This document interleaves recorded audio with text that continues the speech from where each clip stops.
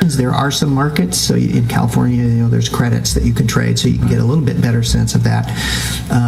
Noise is really research on what it costs people to avoid noise, and so then you use that as a way to benchmark the price.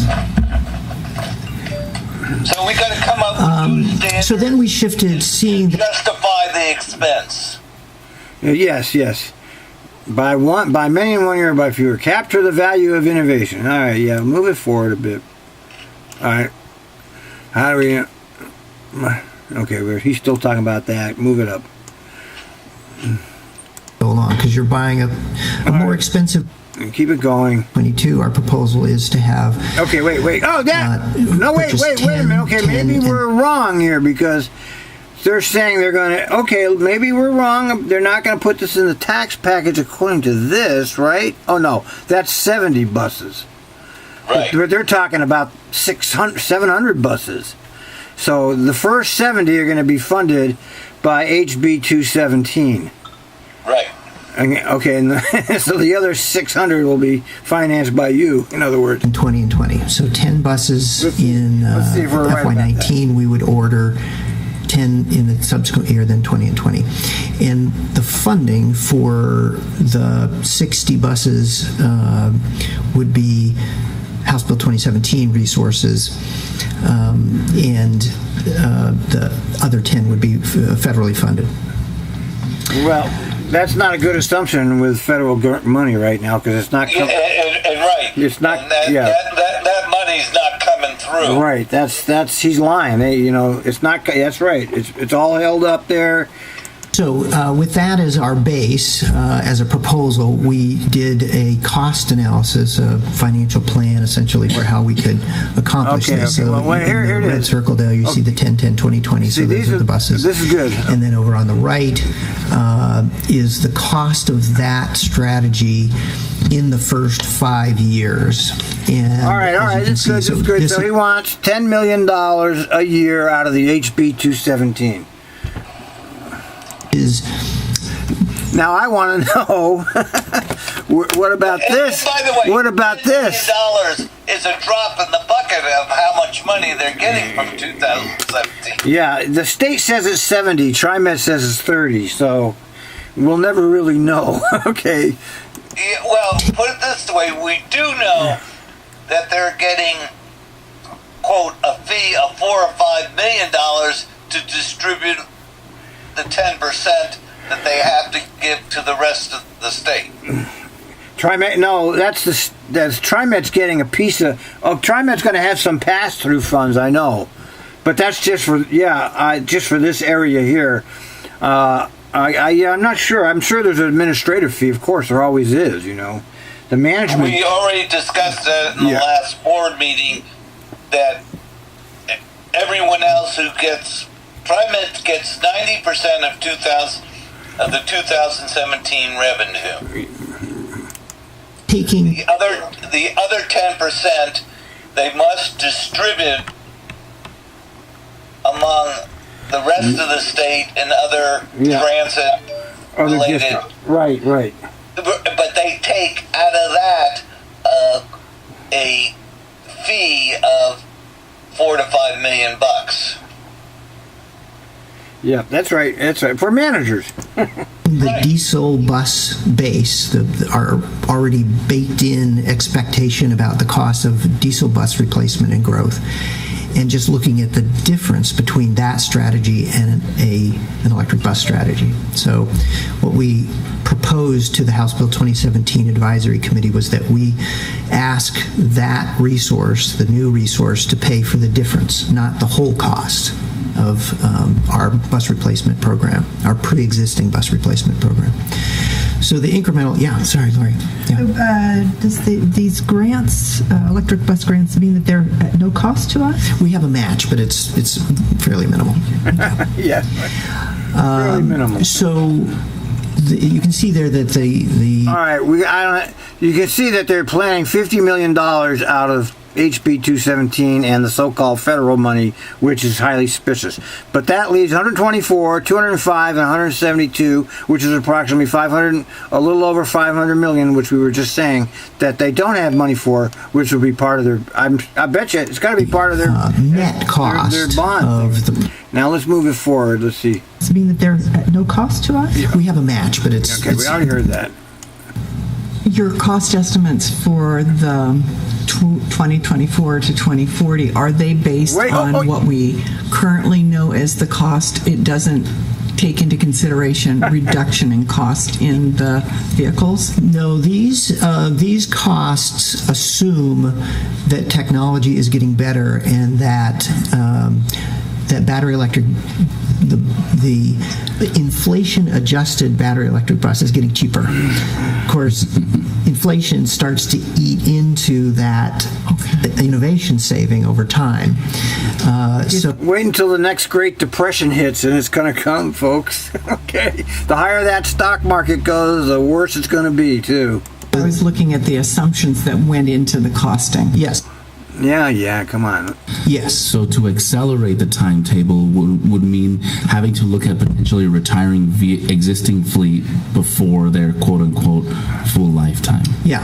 And doing some write-offs. And, They go There's right some on. financial implications with amortization in some cases because it's got federal funding attached to them. yeah. So from the first 4 years. What he's talking about is that the manufacturer of these buses made sure in the federal legislation, which essentially also applies to light rail vehicles and streetcars, that you can't get rid of them before their time. Right. And you can't trade them. You can't sell them. You can't do anything until, quote, to the point of where they're finally worthless. Yeah. They don't want these, these technocrats play all kinds of games with the money over there. Remember, they bought the light rail vehicles and then they sold them to somebody else and then leased them back. Remember that one? Right. So these hacks, these technocratic hacks, play all kinds of games with this money. And none of us out here get to know what they're actually doing. These people are... These people... And so they physically couldn't sell the cars, so what they did was sell the titles, quote. Right. It was a right. They got some weird way around it, but they leased it back. I don't know. I don't know why they did it or whatever, but they did it. They sold them and then leased them back. Right. Yeah. Somehow they got money, or I don't know what. Somehow someone made money along the way. Yeah, of course. Right. It was a very suspicious deal, if I remember when they were looking into that. Here, the 10-10-2020 are the test period. After that, this is our actual diesel bus retirement plan, if you will.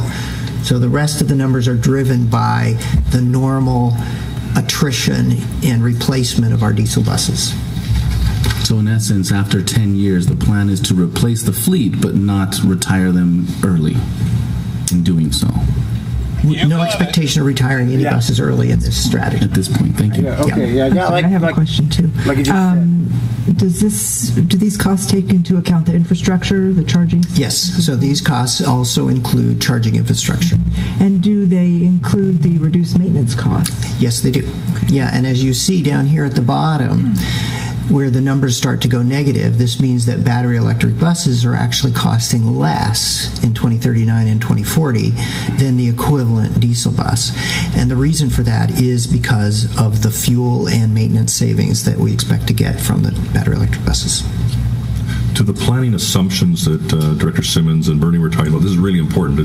We've all done work in planning. Usually the plans don't materialize because they're based on a bunch of really important assumptions that the industry is still in its infancy of this strategic energy platform change. But it's not. It's not an event. They've got 400,000 of these things on the road made by the same manufacturer. I mean, it's not. There's data out there. Now, why can't they get the data? Because the Chinese are going to lie? It's a Chinese plot? Is that what there's data there? Well, why aren't they getting it? And so many of them will not come to pass. Some will exceed, some will back, but it's a place when you put them together, what do we think our best game is going in? So there'll have to be adjustments. And as Bernie will talk about here shortly, if we look around 2024, we think because of the instability of the industry right now on this technology, a bus is known, that's not new. System integration technology and the batteries are He does look good, doesn't he? I mean, he... I got to hand it to this guy. He really is a technocrat's technocrat. You know, he speaks well, he looks well. I'm really impressed with his technocratic ability. Very new in this application around the world. Look at that little and so smile on his we're face. going to suggest is we want to do a post audit in about 5 years. Once we're into this game, before we strategically start to put the pin on that, do you buy BlackBerry or do you buy an iPhone? And you look at technology. You want to really focus on the strategy, not the unique technology and the risks that come with deploying significant infrastructure that has the batteries. Actually, the bus is actually somewhat of the easy point. The infrastructure is the most strategic because it's sunk forever. Yeah, and so and Trimet, I call this like going to Vegas and putting your chips down and hope that you're going. Yeah, but I mean, they're going to put this on the 62 line, so they're going to have real world experience real quick here with this. Okay, they're going to. But as he said, he doesn't want to go anything unique. But when you look back on Trimet's strategy, when it comes to technology, I'll tell you, it's sort of like I can only think of my father. If my dad told you not to buy Polaroid stock, you know what you should do? Buy Polaroid stock. Yeah. If my dad, as he did, bought Beta. Oh, yeah. I remember that one. Guess what you should to buy? Yeah. The other technology. My dad had a great knack of picking the loser. I see. Well, we need it. And so actually Trimet, when they did their first BDS, did the same thing. Really, it was not the right... We didn't buy strategies that were working. No, we had to come up with something so unique that it failed. I mean, that's a history in itself, but and an expensive one that the taxpayers footed. But we are going through the same thing with the radios for the last 3 years. Right. That quote didn't work. No, yeah, the radio. And they're still not working as well. Right. They really got screwed on that. Because we chose a technology company, not that was the one, quote, the leader and the proven Motorola. We went with some, it was a savings. Yeah, like those goddamn articulated buses from Romania or wherever the hell. Right. They were from Hungary, weren't they? Yeah, one of those countries. Eastern Bloc when there was still the Soviet Union. And so, I'm not sure if you were going to pay for any consultant. I would pay for someone who has a better crystal ball than you guys. It has significant risk here. So that check-in point around 2024, we suggest, is a really important check-in point as the industry is evolving and changing at a rapid stage right now. Just a quick question. In terms of the if they guess wrong, it's not coming out. No, right. It's tax money. There's always more of that. Manufacture the actual building and the manufacturing of the buses that we hope to get in the next, from 2019 to 2023. Are those in-house and then are those costs factored into this? The actual bus manufacturing? Mm-hmm. Yes. So the cost of acquiring. Come on, let's hear where you're going to get the money after the next 3 years or 4 years.